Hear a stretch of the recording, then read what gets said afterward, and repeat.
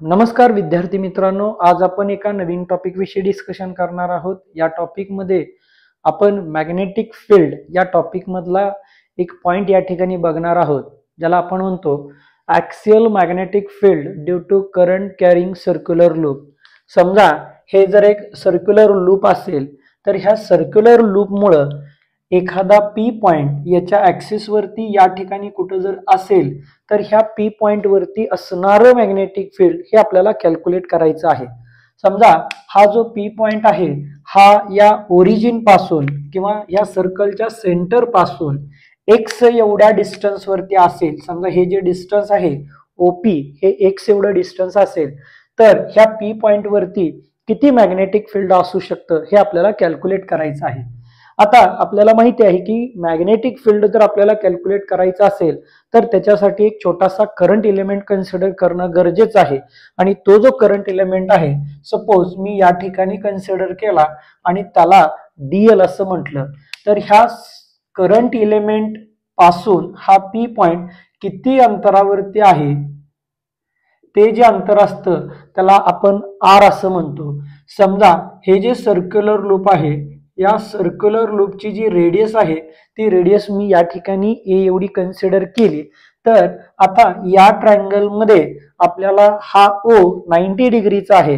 म्हणजे पायथागोरसचा जर या ठिकाणी थेरम आपण वापरला तर ह्या आर ची जी व्हॅल्यू आहे ती आर ची व्हॅल्यू आपल्याला काय भेटेल तर √a² प्लस x², बरोबर। म्हणजे कर्ण वर्ग बरोबर a² प्लस x², पण आपल्याला कर्णाचा वर्ग नको आहे, आपल्याला फक्त r पाहिजे, म्हणून r is equal to √a² plus x²।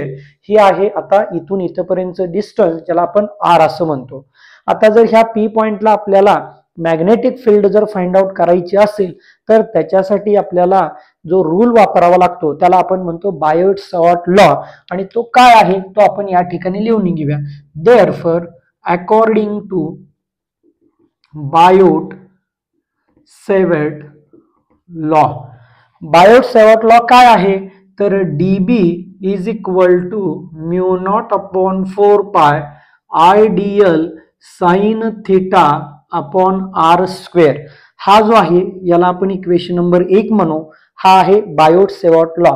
म्हणजे ह्या पी पॉइंट वरती ह्या छोट्याशा मॅग्नेटिक फील्ड मुळे किंवा या छोट्याशा करंट एलिमेंट मुळे असणारं मॅग्नेटिक फील्ड, आता या मॅग्नेटिक फील्डची पी पॉइंट वरती डायरेक्शन आपल्याला फाइंड आउट करायची आहे। आता इथं जर बघितलं तर हे जे सर्क्युलर लूप आहे हे असं आहे, बरोबर।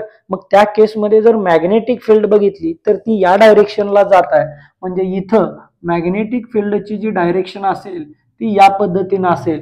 छोटासा करंट एलिमेंट आहे याचाच अर्थ इथं छोटंसं मॅग्नेटिक फील्ड काय असणार आहे डीबी एवढा असेल। आता इथं थोडंसं मी कन्स्ट्रक्शन करून घेतो। समजा ही एक त्या ठिकाणी मी परपेंडिक्युलर लाईन ड्रॉ केली, तर आता इथं जो अँगल तयार झालेला आहे हा अँगल आहे थीटा, ओके। आता थीटाच्या लगतचा हा जो कंपोनंट असेल हा कोणता कंपोनंट असेल तर डीबी कॉस थीटा, आणि याला परपेंडिक्युलर मध्ये या बाजूला जो कंपोनंट असेल त्याला आपण म्हणतो डीबी साइन थीटा। आता ज्या पद्धतीने इथं एक छोटासा करंट एलिमेंट आपण कन्सिडर केलेला आहे, तसाच जर या ठिकाणी मी इथं छोटासा करंट एलिमेंट डीएल कन्सिडर जर केला तर सेम या ठिकाणी आपल्याला ही फिगर या बाजूला रिफ्लेक्ट होईल, सेम फिगर आपल्याला बघायला भेटेल। त्यानंतर डीबी ची जी डायरेक्शन असेल ती या बाजूला असेल, वेक्टर डीबी याचेही दोन कंपोनंट होतील, कारण इथं जो अँगल आहे हा अँगल जर थीटा असेल तर हा जो कंपोनंट आहे याला आपण म्हणूया डीबी डॅश कॉस थीटा, हा आहे डीबी डॅश असं कन्सिडर करू। याचा जो साइन थीटाचा कंपोनंट आहे डीबी डॅश साइन थीटा तो या बाजूला असेल, ओके।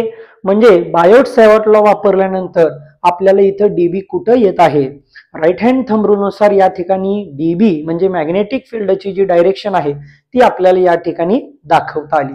आता आपल्याला इथं काय कॅल्क्युलेट करायचं आहे, बी काय करायचं आहे, कॅपिटल बी कॅल्क्युलेट करायचं आहे। म्हणजे या सगळ्याला आपल्याला काय करावं लागणार आहे, इंटिग्रेट करावं लागणार आहे। पण तत्पूर्वी आपण बघूया की इथं जो थीटा आहे, आज theta is equal to 90 degree म्हणजेच sine theta is equal to sine 90 degree is equal to 1. आता हा थिटा 90 डिग्री का घेतला?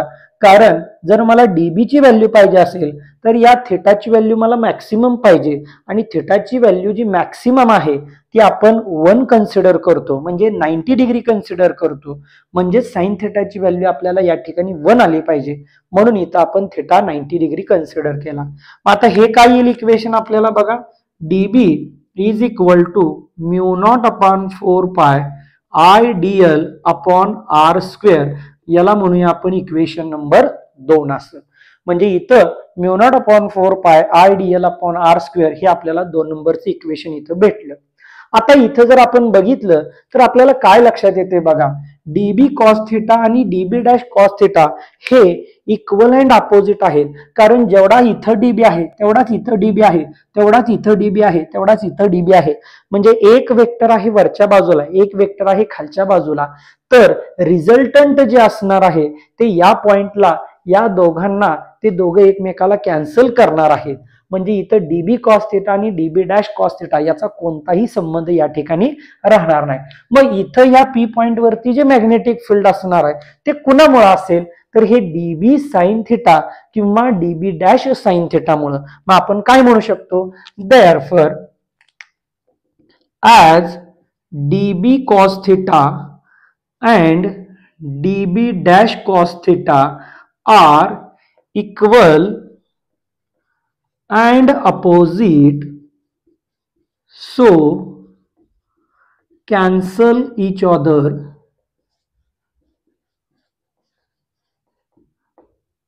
therefore the net magnetic field is due to dB sin theta or dB dash sine theta. म्हणजे इथं ह्या P point वरती जे मॅग्नेटिक फील्ड असणार आहे ते फक्त आणि फक्त डीबी साइन थिटा किंवा डीबी डॅश साइन थिटा यांच्यामुळे असेल. म्हणजेच आपण असं म्हणू शकतो dB is equal to dB sine theta. हा जो डीबी आहे हा डीबी इथं आपल्याला काय भेटलेला आहे बघा, डीबी साइन थिटा किंवा आपण dB dash sine theta put करू शकतो. आता इथं डीबी ची जी व्हॅल्यू आहे ती आपल्याकडे ऑलरेडी इक्वेशन 2 मध्ये आहे. ती व्हॅल्यू जर आपण इथं पुट केली तर आपण असं म्हणू शकतो, therefore put value of dB in equation 3 मध्ये जर आपण ती पुट केली तर काय येईल बघा, therefore dB is equal to, हे जे डीबी आहे त्या डीबी ची व्हॅल्यू आहे या ठिकाणी mu naught upon 4 pi I Diehl upon R square ही झाली डीबी ची व्हॅल्यू इंटू इथं काय लिहिता येते आपल्याला साइन थिटा.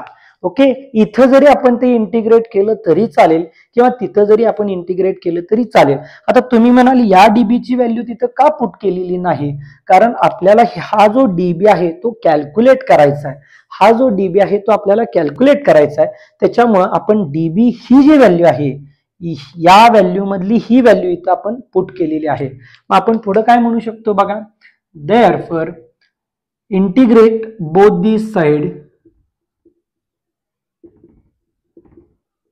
दोन्ही बाजू जर त्या ठिकाणी आपण इंटिग्रेट केल्या तर काय येईल, integration dB is equal to integration mu naught upon 4 pi I Diehl upon R square into sine theta. आता इथं जर आपण बघितलं तर साइन थिटा, आता हा जर थिटा असेल तर हा सुद्धा थिटाचा अँगल असणार आहे. आणि जर साइन थिटा बघितलं तर समोरची बाजू छेद कर्ण आपण म्हणू शकतो. मग त्या ठिकाणी ती व्हॅल्यू आपल्याला लिहिता येईल mu naught upon 4 pi I Diehl upon R square आणि साइन थिटा समोरची बाजू ए डिवायडेड बाय कर्ण काय आहे आर. आता ए कॉन्स्टंट आहे, आर कॉन्स्टंट आहे, म्यू नॉट कॉन्स्टंट आहे, 4 पाय कॉन्स्टंट आहे, आय कॉन्स्टंट आहे. इथं फक्त चेंज होणारी जी व्हॅल्यू आहे ती डीएल आहे. त्याला इंटिग्रेशनच्या आतमध्ये ठेवू आणि बाकीच्या ज्या टर्म आहेत त्या आपल्याला या ठिकाणी बाहेर लिहिता येईल. Mu naught upon 4 pi I a upon हा झाला आर क्यूब इंटिग्रेशन काय राहिलं या ठिकाणी डीएल एवढं राहिलं. आता हा जो डीएल आहे हे छोटे छोटे कॉम्पोनंट जर सगळे आपण एकत्र केले तर त्या ठिकाणी मोठी लेंथ आपल्याला बघायला भेटेल. म्हणजेच आपण म्हणू शकतो mu naught upon 4 pi I a upon R cube into L. पण हे जे सर्क्युलर लूप आहे त्या सर्क्युलर लूपची जर लेंथ काय असेल तर ते आपल्याला माहिती आहे. But L is equal to काय आहे सर्कमफरन्स आहे आणि सर्कमफरन्स जर तो असेल तर त्याची व्हॅल्यू असेल 2 पाय आर. पण इथं आपण रेडियस ए घेतलेली आहे म्हणून इथं आपण म्हणूया 2 पाय ए. आता या व्हॅल्यू वरती पुट केल्या. आता हे जे इंटिग्रेशन केलं तर हे डायरेक्ट बी होऊन जाईल. Therefore B is equal to mu naught upon 4 pi I a upon R cube into L ची व्हॅल्यू आहे 2 पाय ए एवढी. ओके इज इक्वल टू आता इथं बघा 4 2 जा 4 पायला पाय कॅन्सल झालं. या ठिकाणी काय राहिलं बघा mu naught I a square upon 2 into R cube. हे झालं मॅग्नेटिक फील्ड कुठं तर पी पॉइंट वरती एक्स एवढ्या डिस्टन्स वरती सर्क्युलर लूप पासून. आता इथं आर ची जर व्हॅल्यू बघितली तर इथं आपण ऑलरेडी कॅल्क्युलेट केलेली आहे. ती व्हॅल्यू जर तिथं पुट केली तर B is equal to mu naught I a square upon 2 into r ची व्हॅल्यू आहे under root a square plus x square raise to काय लिहिता येईल आपल्याला 3. ओके हे जे आहे हे काय आहे या ठिकाणी मॅग्नेटिक फील्ड आहे. आता इथं हा जो स्क्वेअर रूट आहे त्या स्क्वेअर रूट आपल्याला 1/2 लिहिता येईल.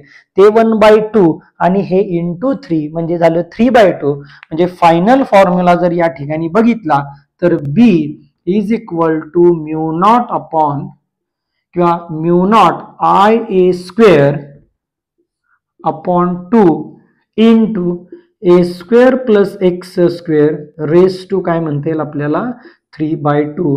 आणि हा जो आहे हा फायनल फॉर्म्युला ऍक्सियल मॅग्नेटिक फील्डचा ह्या पी पॉइंट वरती एवढं मॅग्नेटिक फील्ड असेल जर हा पी पॉइंट एक्स एवढ्या डिस्टन्स वरती असेल तर. ओके तर अशाच नवनवीन व्हिडिओसाठी आमच्या चॅनलला लाईक करा शेअर करा आणि सबस्क्राईब करायला विसरू नका. धन्यवाद.